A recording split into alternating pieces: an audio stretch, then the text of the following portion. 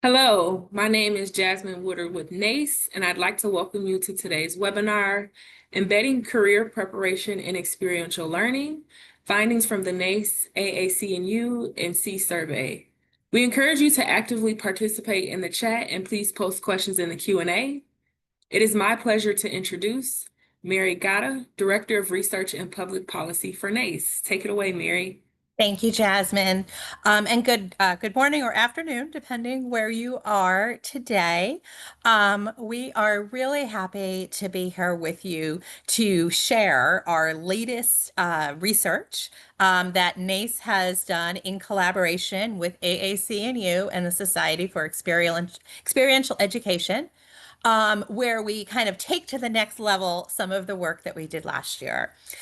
So before we begin with the findings, I want to give an opportunity for my two colleagues to introduce themselves, and then we will start sharing what we learned in our latest research endeavor. So Patrick, if you want to please introduce yourself. You bet. Thanks, Mary. Hello, everyone. My name is Patrick Green.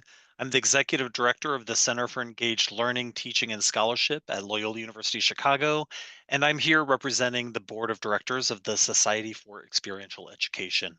And I will pass it to my colleague, Ashley.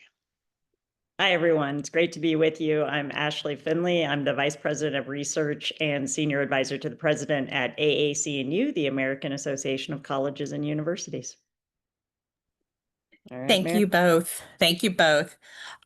So to begin, we want to just give a tiny bit of background to kind of contextualize the work we did, give a little bit of a brief reminder on our survey that we released last year, and then dig into the findings that we have for this year. So this year, when we partnered together on our research around career readiness and integrating into the curriculum, we decided to focus specifically on high impact and experiential learning practices. And there are many reasons why this is important, but just one of those sets of reasons that I want to quickly share is some findings from a brand new survey that we did at NACE. This past year on early career professionals. Those are professionals who were at least 10 years out of the labor force. And within that survey, we did a subsample of professionals who were 1 to 3 years out. And what we found was that students who, while they were in college, engaged in experiential learning opportunities there was an association, a correlation with better career outcomes. So this first slide is looking at salaries, and the green bar represents students who participated in experiential learning, and the yellow were non-experiential learners. And what you can see that on average, students who engaged in experiential learning while in college, when we looked at them 3 years out in their careers as professionals, had about a $15,000 on average higher salary. So there is a correlation there, right, between that participation and salary. And there were also another kind of sets of findings that I think are really important. Students who were experiential learners during college were more likely to report that they would pursue college again, choose their university. They were more likely to report that their institution prepared them for their college. 71.1% said their degree was relevant to the job that they're in now. And they were also more likely than non-experiential learners to feel confident that they can pay back their loans. In contrast, non-experiential learners we're more likely to say that, about 30% of them, as compared to only 18% of experiential learners, that they would pursue, if they had the chance to do it again, would pursue an alternative to college. So experiential learners can see the value of their higher ed in preparing them for their next step in their career. In addition, just some other kind of data points around differences between those who engaged in experiential learning and those who did not. This is really around kind of career satisfaction. 81% of experiential learners self-reported that they were satisfied with their career. compared to 72.6% of non-experiential learners. And also kind of what we talk about as social capital, right? Having a network, having a mentor, having those resources. Experiential learners were more likely to report that they did have a mentor in those early career years and did have a network that they could draw on as compared to non-experiential learners.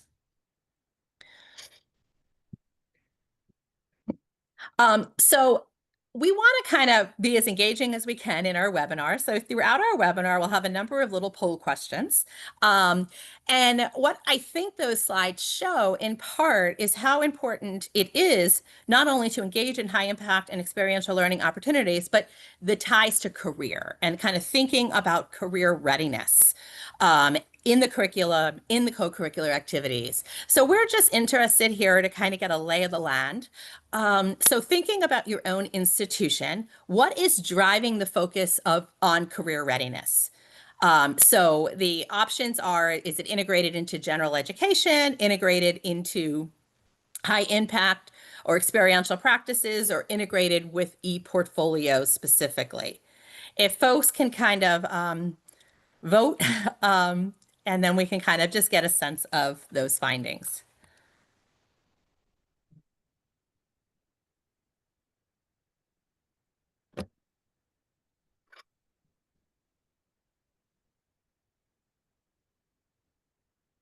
I feel like we should apologize for not adding an other category. Sorry. That is true. I feel like a failed social scientist right now. I'm sorry. So we're forcing a choice. Yeah. And I'm seeing in the chat that people are saying it's integrated into all three. Maybe think about where it is primarily integrated if possible. But it's good to see that we're seeing it integrated in the chat in general ed and high impact and experiential practices, right? The goal is to integrate into all three. And I'm not sure if we have the results yet, Jasmine.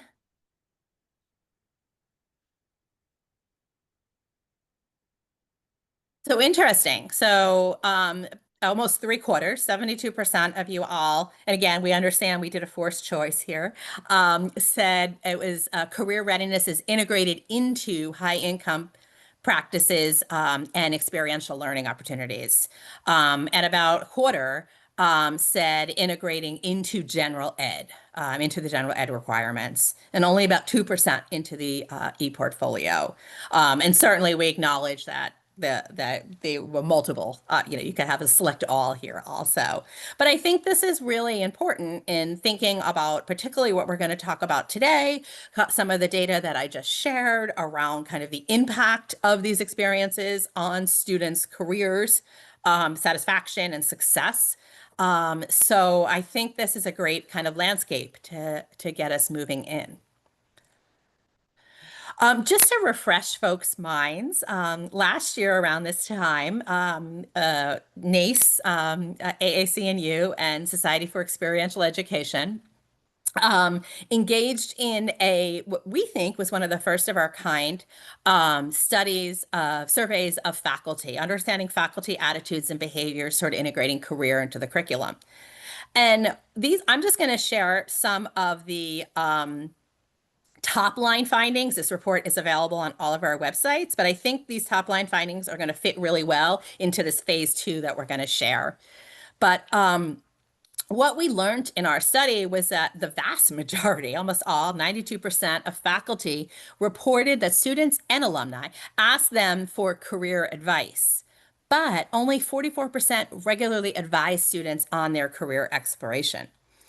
And we also saw that 52% of faculty get their info, their resources around career from other faculty, and less than half go to career centers to get that information to help counsel students.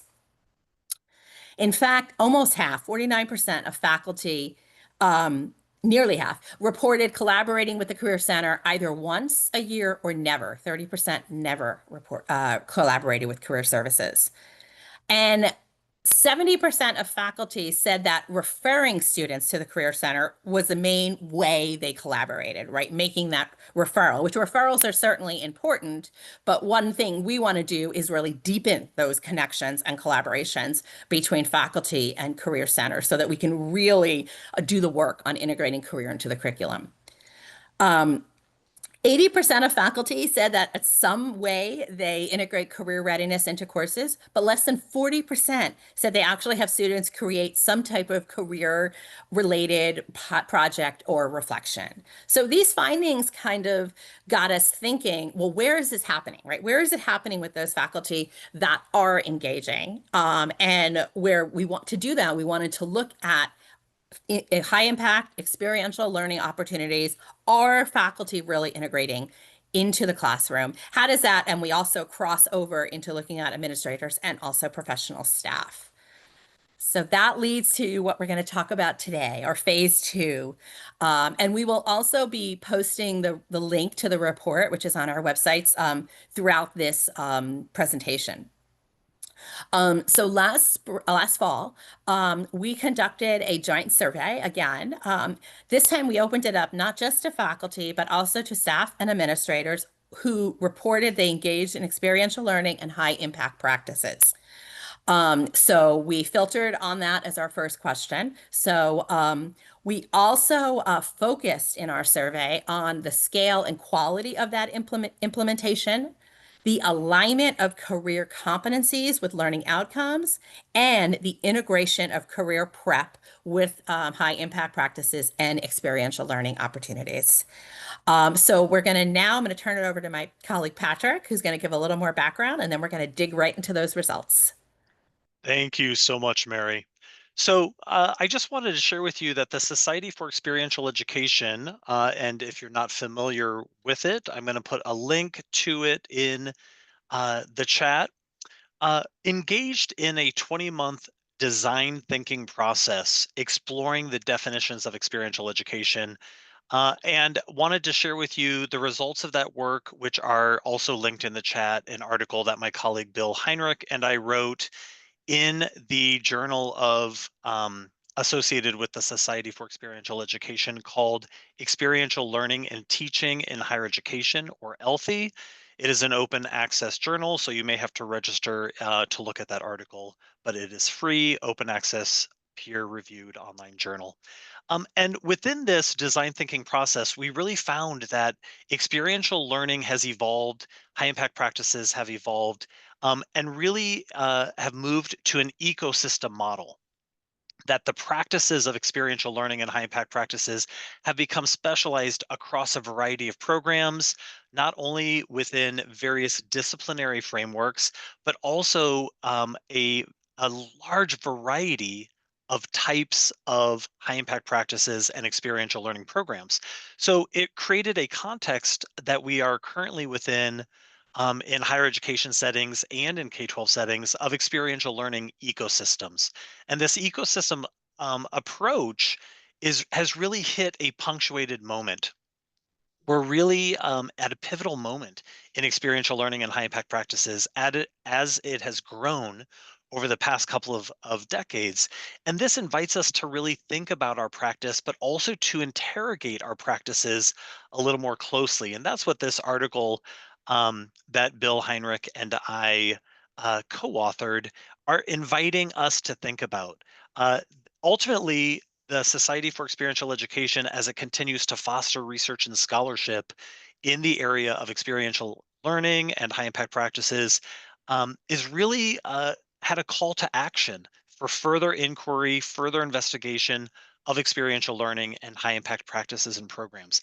And this article, or I'm sorry, this research report, through the collaboration of these three professional organizations, is really providing a landscape for you to see through the stakeholder perspectives, an opportunity to further the investigation and critical inquiry into experiential learning and high impact practices. Right now, we're going to do another poll. I want you to think about your context. Within the context of your institution or organization, Who mainly leads or facilitates high impact learning and experiential learning practices? So we're gonna throw this poll up, ask you to take a couple seconds to fill this out, and then we will look at the results. Who mainly leads or facilitates high impact experiential learning practices at your specific institution or organization?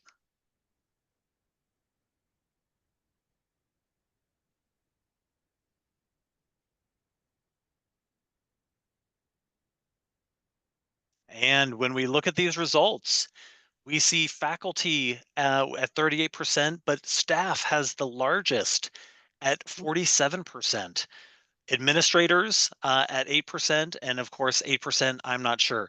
So again, I want people to keep in mind that the ecosystem model is really reminding us that there are multiple constituencies that are engaging in the implementation and facilitation of experiential learning and high impact practices.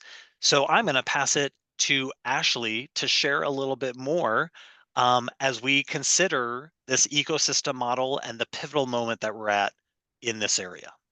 All right. Thanks, Patrick. And well, one, just before we're just going to start getting into some of the results now. And I love taking that pause to think about why this work matters now. So appreciate your work, Patrick, with your colleague. And because it is that motivation to keep saying we can ask questions about high impact practices. They've been around a long time, and thinking about them as a bundle, and that concept has been around a long time, going back to George Kuh's work in 2008, in alignment with AAC&U. And so it's a great time to think about, what do we know about these practices now? What are the levels of implementation that we're looking at? How far have we come? And that exact question is what motivated this, really the initial kind of questions on the survey instrument. And it was really to begin to get a sense of, how robust are these things? And I want to give you all a framing for how we approach this, how we're approaching it in the webinar, obviously, but then also how we approach it in the report too. Because you can see we asked about all of these activities in the instrument. And so if you imagine a pretty big, long list of what might be considered high impact or experiential learning practices, you end up with a pretty big list, which makes it kind of hard to tell a story about a big list.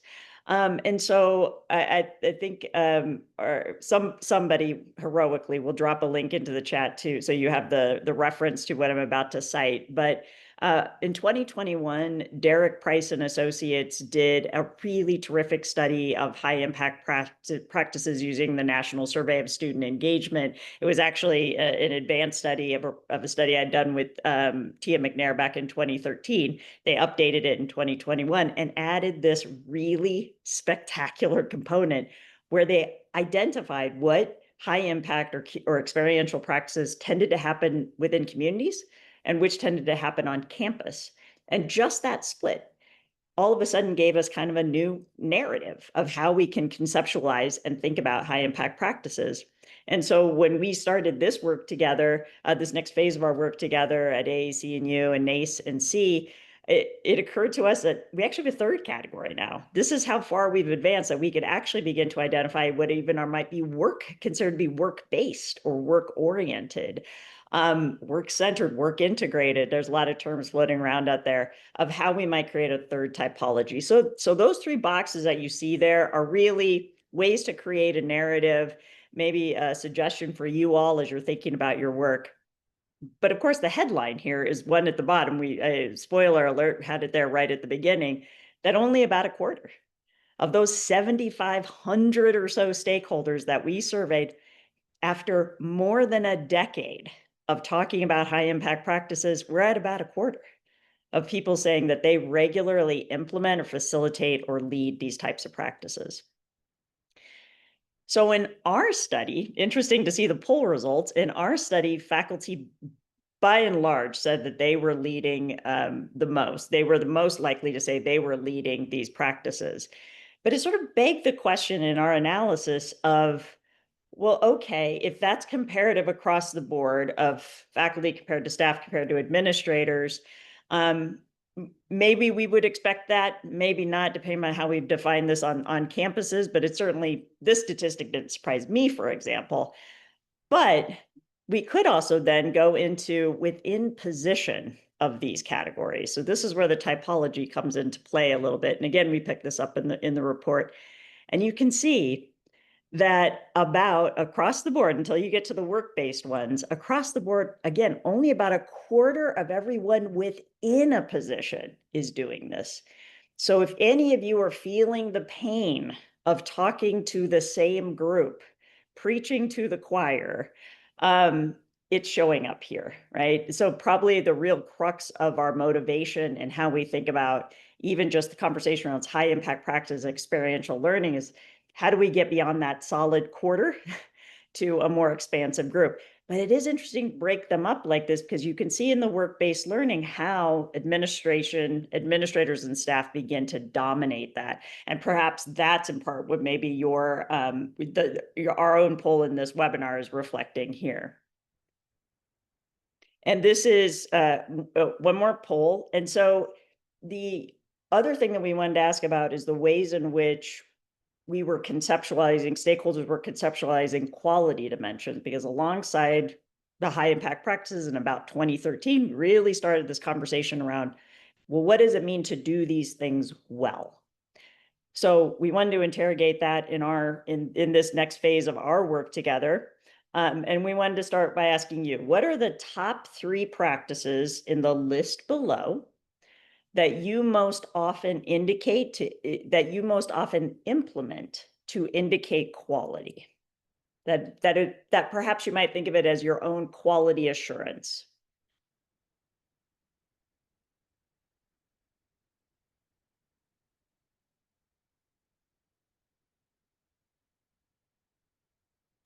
And here we did do a select multiple. So here you can select 3 options. Yes. But still no other. What are we, Mary? This is on us. This is on us. Patrick. We did have other in the actual survey.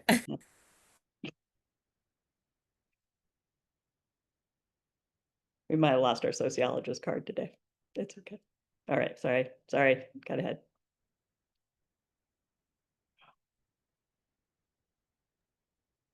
Interesting. Great. That's fine. I will add, if you're thinking that some of these are not usually in the typical list of quality dimensions, we did sneak in assessment here, which I love that we did in this study. And then for even facilitating different kinds of relationships. So again, something else for you to consider in how you're conceptualizing quality. But I'm going to hand it over to, this is going back to Patrick, right? Yes, and I love seeing the participants of this webinar, how high reflection is. We have many reflective practitioner scholars on this call. That's fantastic. So in this report, and again, we will link the report multiple times in the chat for you. It's being launched today, and you will be able to find it on all 3 of our websites. But the next few slides, Ashley, Mary, and I just wanted to share a couple of highlights of and snapshots from the research report. And this first one, feeding off of that poll that Ashley just shared with you, here is how the respondents to the survey self-reported their implementation of quality dimensions. And you see real world application, the highest, always and often, and then you'll see reflection and formative summative assessment up there, followed by the consistent feedback, always a best practice. So those were the higher ones. Then you'll see the summative project presentation portfolio at 47%, facilitating relationships on campus, 45, building on students' prior learning or background, 47. The lowest here is facilitating relationships beyond campus. This is, again, really interesting. It's a call for us to recognize our community partners, our employer partners, and the role that they serve as co-educators of our students, whether that is in internships, and pre-professional settings where they serve in distinct co-educator mentor roles, or whether that's in community-based service, service learning, other types of roles where they serve providing hands-on real-world experiences for our students. So again, really interesting to see these quality dimensions, but this is also a statement of how can we deepen the quality of this work? In what ways can we improve the practices of experiential learning and high impact learning practices? We can go to that next slide. So also one of the questions at your institution, are learning outcomes and career competencies considered to be the same or distinct? And this is really interesting. 70% said there was some overlap. Is there another more data on this slide? There we go, 70% faculty and administrators, whereas 62% of staff. So this is interesting to see again that there is a belief that there is some overlap of career competencies with learning outcomes at an institution, but that there are definitely some different perspectives across these different constituencies. And I think that's what's really noteworthy here. I'll just say quickly for my colleagues here on the screen and for you all, I wish we would have added the NACE company, the NACE 8 and the AAC&U essential learning outcomes after this slide to show how much crosswalk there is between what we might consider learning outcomes on one side and career competencies on the other. We don't have that, but we can offer it as a reference. But it is interesting to see that. Sorry, I just had that quick thought. All right. Yeah. Next question, career competencies aligned with high impact practices or experiential learning. 56%. And who do you think that 56% represents? Let us see. All right. This next one, the percent by position that report alignment of career competencies with experiential learning and high impact practices. So staff, 61%. Administrators 57 and faculty 55. So again, we see a little variation, but they're pretty close here, over half that are reporting alignment of career competencies with experiential learning and high impact practices. But I do think this is a statement again of how can we deepen the work, how can we deepen the practice and more deeply align with career competencies. I think what's happening is we still see individual programs, isolated and siloed programs within institutions of higher education where the high impact practice or the experiential learning program is not connected with career competencies, although research tells us that there are significant career development outcomes with all of these types of learning. So how do we deepen the practice? How do we encourage it and articulate it more clearly for our learners, for our students? As well as invite our external partners, employer partners, and community partners to engage in that dialogue as well. How is career preparation connected with high impact and experiential learning? So here from the survey, the career prep, obviously 75% career prep is a focus along with other outcomes. You see lesser percentages where 15% is the sole focus, 8% an afterthought, 2% not a focus at all. So this was actually very promising across all the populations where we did see that career prep is a focus along with other outcomes.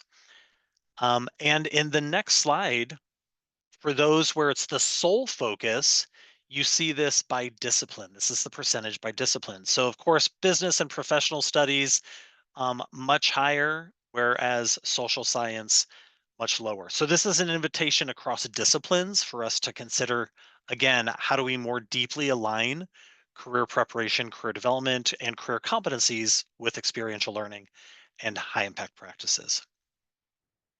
And this is one of my favorite slides, the top 4 ways that respondents aligned career readiness with high impact practices and experiential learning. So 1, helping students identify and translate experiential learning and high impact practices or high impact practice outcomes to the career context. 2, career-oriented assignments to help students identify and translate their experiential learning to career context. 3, bringing in guest speakers from professional career fields and/or community organizations. And 4, adding a reflection on career skills during the experiential learning and high impact practices. We saw participants of this call rate reflection very high. So I'm sure many of you are employing a lot of these practices. But again, these were the top 4 ways that respondents align career readiness with experiential learning and high impact practices. And the next part of this slide, you're going to see where in disciplines they rated most highly. So that first one, students identifying and translating those outcomes in experiential learning and high impact practices to career context, the STEM field, you saw that. Whereas professional studies, humanities, and social sciences, you saw the career-oriented assignments and the guest speakers coming in from the business world. So we just wanted to again share some tangible examples of the ways that we see those career readiness assignments, activities, and experiences being built into programs and courses. And again, this is across all of the constituencies, administrators, faculty, and staff. And with that, I am turning it back over to Mary with the recommendations that emerged from this report. Thank you so much, Patrick. And when you go through the report, you'll see we really just covered a lot of the high level. We go into a little more detail, for example, around discipline. I know we had a couple of slides there. But what we want to do also with our report is help lead forward or bring forward some recommendations across different constituency groups on what our research is telling us. So we have about 4 sets. I'll take a couple and then turn it over to my colleagues. But when we think at the institutional level or the structural level, what do people need, right? What in order to do what we want to do, deepen this work, engage in that deep work where we're integrating career competencies into and career readiness into our high income impact practices and experiential learning practices. And also, I mean, we saw it in our conversation, but also I was seeing in the chat too, we need to break these silos down. We need to break down the different silos, and that's really important because obviously is what we're seeing from our data is across position, whether it's a professional staff at a career center, an administrator, or faculty members, this is happening, right, in these different pockets. What we want to do is think about how breaking this down is helpful. So one of the things we know that's really important is that we need the institutional support around necessary staffing and resources to do this, right? We do need to engage in professional development, right? We can't just say, let's integrate career into the curricular or the co-curriculum, right? So we need to ensure that faculty staff are equipped with enough staff and enough resources to do this. So we need to provide the educational development across the board. Ashley talked a little about this. Can you go back one quick second, Ashley? I'm sorry. We need to really think about and do the alignment around our learning outcomes, our career outcomes, and our career competencies with the different practices that are occurring on our campuses. So that alignment is really important for a variety of reasons. One, from the student's perspective, students are able to see those connections, right? So what I'm learning in my biology class or my sociology class, those learning outcomes and the activities that I'm engaging in, how are they connected to my career? What skills, what competencies am I learning? We know that employers consistently tell us that they want students to be able to articulate the skills that they have. And experiential learning opportunities are a great opportunity for them to not only develop that skill, but then have the language in an interview or in an internship statement to be able to share that back with employers. So that alignment is important on that level on the student side. And it's also really important because it gives us at the institutions a shared language, right? We're engaging in these different ways, But we will then have a shared language to be able to, better mobilize resources, right? Better ensure that what we're doing in the classroom is aligned with what we're doing in the co-curricular activities that a career center offers. So that shared language from the professional side is also important. And then I think as we saw in the data, kind of connections with external stakeholders, community stakeholders, employers was lower in terms of engagement. So that needs to be amplified. So that in order for that to happen, though, we need the institutional support to develop those relationships, to engage in those relationships, and bring those into the curriculum and co-curricular. So that the engaging with employers, bringing employers on board into these practices more directly is also really critical. So for faculty, and as faculty are looking at this, we also, again, this gets back to what we were saying, we need to ensure professional development and training opportunities in experiential and high impact practices. So that is really important. So we need to increase support for that. Also, tied to those external stakeholders, helping connect faculty to engage in deeper relationships with employers, with community groups, et cetera. As part of, I think Patrick mentioned, thinking of them as co-learners and co-teachers. Working on looking at your syllabi, at your activities, and how can you integrate high impact practices and experiential learning into what you're doing already? How can you align that better? And then back to that alignment, thinking about the rubrics for your assignments around experiential learning, for example, thinking about your learning outcomes for your course. How can you align that with what career outcomes so that students can really make the connection that what they're doing in this experiential learning opportunity, what they're doing in this research in the real world, how is that connected to what they're going to be doing in their career? And how can they then say that to and demonstrate that to employers? Because as I said, our NACE research consistently shows that employers are looking for their students, their professionals to have some type of level of experience, some type of industry experience, and being able to articulate the skills that they have. So the classroom is an amazing place for you to think about those assignments and just tweak them, right, to include that connection and that alignment with what you're doing in those assignments relative to the career outcomes that your students are learning. All right. Let me pick up on going from faculty to staff, and you'll see we're going to administrators next, and then Patrick will wrap up with some state and federal. In thinking across all of these categories, you're going to definitely pick up some themes here of what's happening in each of the categories, but we still wanted to be explicit about where we thought each particular group could lean in, even as we pull out some big things I think that are overarching here.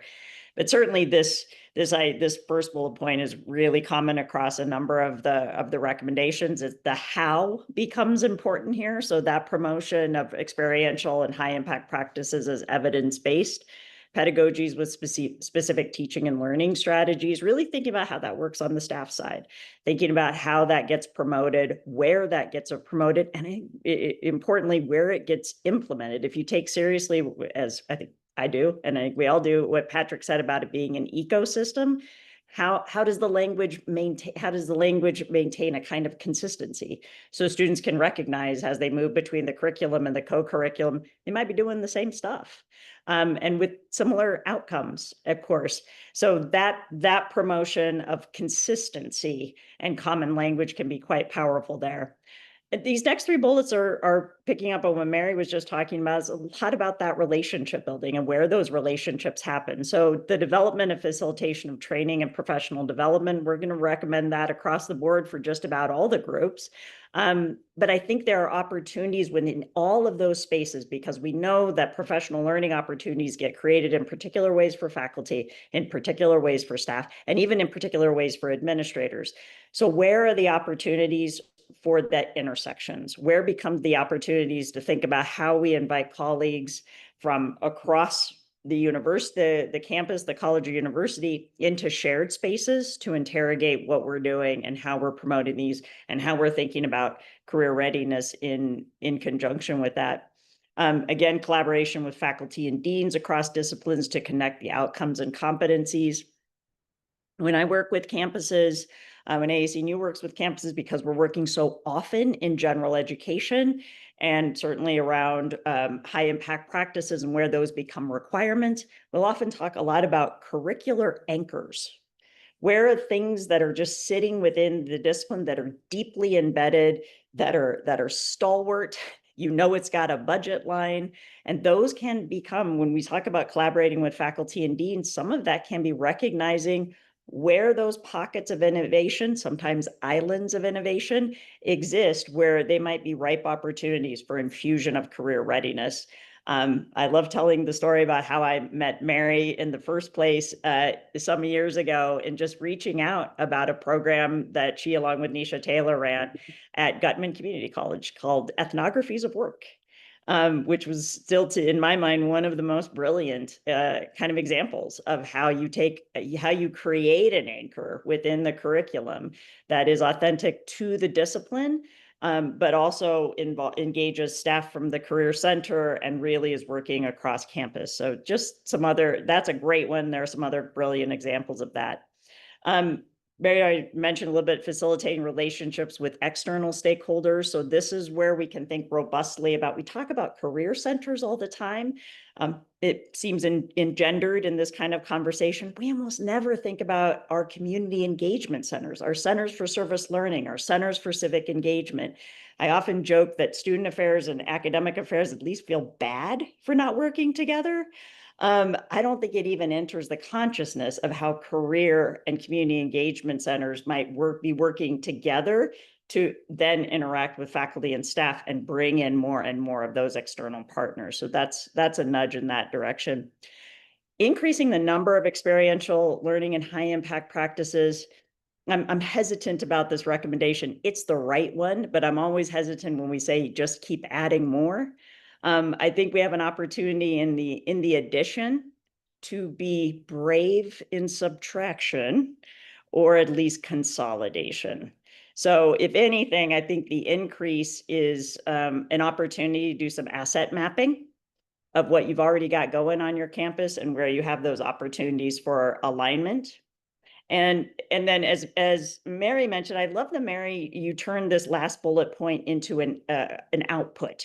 You talked about assignments, about that explicitness happened. And it reminded me that as we think about the staff side, and maybe in the more co-curricular side, we often lose the stick and the carrot of what the assignment and the grade is and that kind of accountability. But there is an opportunity in that co-curricular side to be thinking about badges, certificates, alternative transcripts, ways that we can formalize the learning that will pull up that explicitness. So let me just go to administrators here so I can turn it over to Patrick. As you can see, there are a lot of recommendations here. It also occurred to me as you all were, I love the chat that's alive and well in this webinar. A number of recommendations are clearly coming up in there, so I can't wait to go back and read that more closely. But certainly administrators advocating for staffing resources, you probably didn't need us to say that that's a pretty good recommendation. I think the how of this recommendation is embedded in the innovation, the resourcefulness of thinking about not just how you add staff, but how you think more carefully about the staff that you have, how we examine and think critically about the human capital that already exists on our campus and ways that we might carve out sections of existing positions to attend to the kinds of things that we're talking about here. Adding people is just not usually in the cards. So I do think it's a call for thinking perhaps more creatively about the positions that we have. Again, another call for providing professional training and development. Sometimes administrators can be the very best ones to create those shared spaces of how people come together and where you intentionally create that and facilitate those kinds of conversations to happen. again, I think the one that I would add here, and just as a nudge for you all, collaborate with faculty, deans, and I would say I would add department chairs as a really important lever and layer of leadership on campuses. I would say program directors and chairs for how they can be engaged in this work. I have often found that these are the boots on the ground people that have a kind of connector between both budget lines and the real work happening within class, inside and outside of classrooms. Again, that on the administrator side, that infrastructure piece, in my mind, the infrastructure piece ought to be speaking a lot to policies, ought to be speaking a lot to how we concretize. This is my new favorite word, how we concretize and codify our values and where those exist and where those live. So being able to make sure those are as explicit and transparent as possible. Creating a plan to integrate experiential learning and high impact practices that might be existing in your strategic plan, but that might also become for your own strategic planning within your department or office. This also, I feel like, is the bullet point where I get to say logic model as part of maybe that plan development and work. I just try to mostly insert logic models into everything I do. And so this is the place where I found ability to do that. And then again, you've got that alignment between experiential learning and high impact practices. But again, here for the more explicit way this can be done on the administrative side, this again might be where we're thinking boldly and creatively about formalization of credentials, where this might end up in a micro credential, where this might end up in a badge, a learning and employment record, etc. So, Patrick, to you. Thanks, Ashley. And just to be fair, Ashley, I do believe in every conversation you actually make me say logic model, See, no matter it was what. going to be one of us. Yeah, there you go. I'm so glad. I am going to share the recommendations for state and federal government. And again, just building on what Mary and Ashley has shared, we know that higher education has been under the microscope for the past couple of decades and certainly experiencing significant changes in the past decade.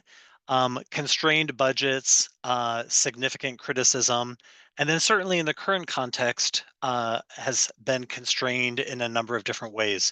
One of the concerns, of course, is as institutions of higher education move to different forms of organizational development, that experiential learning and high impact practices will be negatively impacted. And so we want to make sure that we are contextualizing that these recommendations are meant to be shared in order to elevate, improve, and deepen the practice of experiential learning and high impact practices. And likewise, the recommendations here for state and federal government are so that in our democracy that we have a government infrastructure at both the state and federal level that are supporting us in this way. So increasing grant funding and professional development for experiential learning and high impact practices to really build capacity. We actually know these are evidence-based pedagogies. We have empirical research that demonstrates they work, but we need more empirical research. And that is where increased grant funding to support those research grants, that second bullet point, increased research grants for higher education to build that further empirical evidence, including across different contexts, student populations, demographic factors, and that list could go on with other lines of inquiry around experiential learning and high impact practices. But again, increased funding, increased professional development, program support, in order to train educators across all of these constituencies, faculty, staff, administrators, all contexts, employers, community partners. How do we deepen this work in order to build our communities and build the future workforce, build toward the future, including disciplines and industries that we don't yet have a name for? And then finally, support experiential learning and high impact practices as essential for higher education curricula, graduation, and a competitive workforce in the future. So again, all of our recommendations across state and federal government, but also including institutions of higher education, faculty, staff, and administrators, are really meant to provide a foundation or an anchor for you to continue to deepen this work and have a research foundation from this survey, from the myriad of stakeholders across institutions that responded, to support your work in your current context. And then finally, on that last slide, we have multiple times in the chat provided the link. It is on all of our organizational websites. So the American Association of Colleges and Universities, on NACE and the Society for Experiential Education, you will find the link to this research report. It is being made public today and launched today. So you all are some of the first to see it and receive it, and we're thrilled to share that with you. In our last few minutes, we would welcome the opportunity to respond to some of your questions. So I'm not sure, Mary or Jasmine. Sorry, I was typing in the questions. I've been trying to adjust the questions in the Q&A as we've been going through, and there are some that I have the easier ones. One thing I did get in the Q&A, and I just posted it in the chat, was folks asked for the link to the study that I referenced earlier around the correlation between experiential learning and early career outcomes. So I just posted that link in the chat for folks. So I can, we have about 10 minutes, so why don't I start going through some of the questions that I wasn't able to as quickly answer in the Q&A. So to Patrick's ecosystem, one of the questions is, with the ecosystem approach to career readiness practices and experiential learning, how are you measuring and how are folks measuring and tracking success of these initiatives? As a former Career Center staff member, now university recruiter, I'm curious on the ways that you are communicating these initiatives back to your employer partners. So that is absolutely a fantastic question. And I'm going to suggest that some of the questions that are emerging are actually lines of inquiry for further research that needs to be done. So I would argue, I think NACE does a really fantastic job of elevating employer voices and creating pathways of communication between institutions of higher education and employers. But I think at an individual local level, most of our institutions struggle to create pathways of communication between community partners, employer partners, the external stakeholders. And then to the point that this question suggests, a feedback loop, right? So pathways of communication, a feedback loop, whether that's in the form of assessment, evaluation, rounds of feedback, and the ability to elevate the voice of our external stakeholders. And so I think that this is a line of inquiry. There's more research that needs to be done about this. And then there also are some best practices in place. So I think the field of service learning, community-based learning, there are some really best practices around partnership development, partnership, mutual beneficial relationships, reciprocity. So the literature around community partnerships in service learning really does provide some strong practices that could be employed across other areas. And I would actually recommend in career services. You know, I think the concept for some, I'm a former career services director, so let me be transparent, not recovering, former. And I just want to say that the concept of a employer partner as a co-educator may be a novel concept in some career services settings, right? But that language is very common in service learning.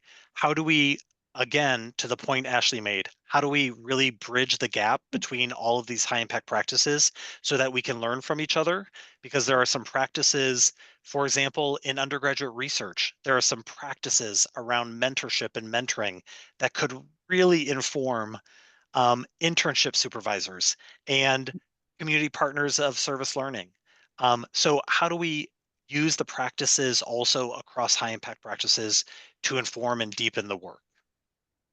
Absolutely. Thank you, Patrick. I agree with what you're saying. I want to go to some of the other questions here that we have in the Q&A. Rhonda asks, are there surveys or reports related to how, two things, how institutions are successfully tracking engagement in experiential learning and assessing career readiness of students who have engaged in experiential learning? I want to just briefly talk about the latter, and then, so we do have at NACE that we released last summer, our competency assessment tool based on our 8 NACE competencies.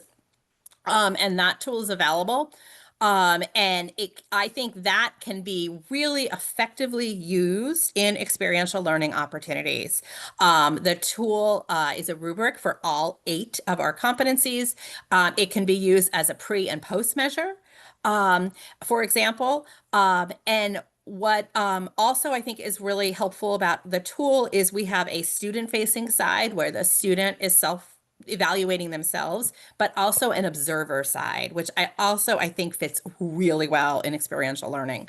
And the tool is not just meant to assess, which is part of it. It is also meant to engage in the conversation with the student about where they are in the competency. How does this competency relate to what they're doing and they're learning, or what they're going to be doing post-college?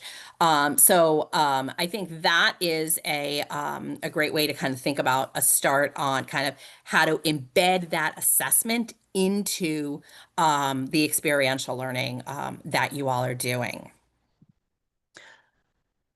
I don't know, Patrick or Ashley, if you want to add anything more. I wrote a quick response. I think we're all doing multiple duties here of trying to answer and look ahead. I didn't make a quick mention, depending on if you're a four-year institution or community college, you might be using the National Survey of Student Engagement. That's where, at least a couple of major national studies have come through and tracking. They don't track every kind of high impact practice. I think the question is, what kind of experiential learning do you want to track? And that may or may not be an institution-wide assessment that you're already using. But if you're using the National Survey of Student Engagement, it's an opportunity to connect with your institutional research office. And then if you want to do tracking on your own, certainly working both with institutional research, but then the registrar too. So it certainly can be done, but this is where that ecosystem has to come into play, of really thinking about what is the function of these various people on your campus? Who are the people in your neighborhood, and what do they do? That's where these conversations have to get started. Absolutely. I know we only have like a minute or two more here. And if your question doesn't get answered, I think I can speak for all 3 of us. Feel free to reach out directly to us. So folks are asking questions about badges and certificates, et cetera, kind of where to get lists of those, and industry certified certifications, but also ways of integrating those into high impact and experiential learning opportunities. And if we know places where they've successfully been integrated. I don't, if folks have ideas. We have examples of this. I'll do a couple of quick ones. The University of Notre Dame has one of the best badging. If you do University of Notre Dame badges, they have a great badging system that has a robust list of skills and capabilities and competencies. I'm trying to think of a couple of others off the top of my head. If others, Florida Gulf Coast University has an excellent badging program as well. I mean, there's a number of places that are doing this in various pockets. Always institution wide is more of a challenge, but figuring out where these integrate. I'm going to give a shout out to Dallas Community College. This is a project that we're working with at AAC&U that is going to be working, that is going down this thread as well. So there's some great examples out there. And I noted Credential Engine in one of the responses. That's a really good clearinghouse of where credentials exist. Yeah, that's great. And they're also in the chat, folks are posting. So Bucknell folks are posting. Yeah. I know there are a lot of great resources in the chat itself. I guess as a last question here, There is a question about healthcare pathways. And if there's a division at NACE which focuses on it, and we do not have a division that focuses on it, on healthcare, and the person is asking about the challenges of getting employers to facilitate those opportunities where healthcare seems a little more gated, and getting in, probably related to some of the work practices and privacy. So unfortunately, we don't have something specific on that, but I would recommend, if you're a NACE member, maybe to post in our NACE community that question. The other last question is, what recommendations do you have for university to introduce or implement some of these practices, getting buy-in from leadership, making implementation actionable? So In our great last 30 question. seconds. Our last 30 seconds. I do think one of the things that we're very hopeful with the research that we've done, both our previous report and our current one, is that some of this data will be helpful to you. That you can use the data that we have in these reports, these are national reports, in order to use that to bolster your case, right? Because you can make an evidence-based case. So I certainly think as a starting point, looking at, being able to kind of pull the data that we have as a way to do that.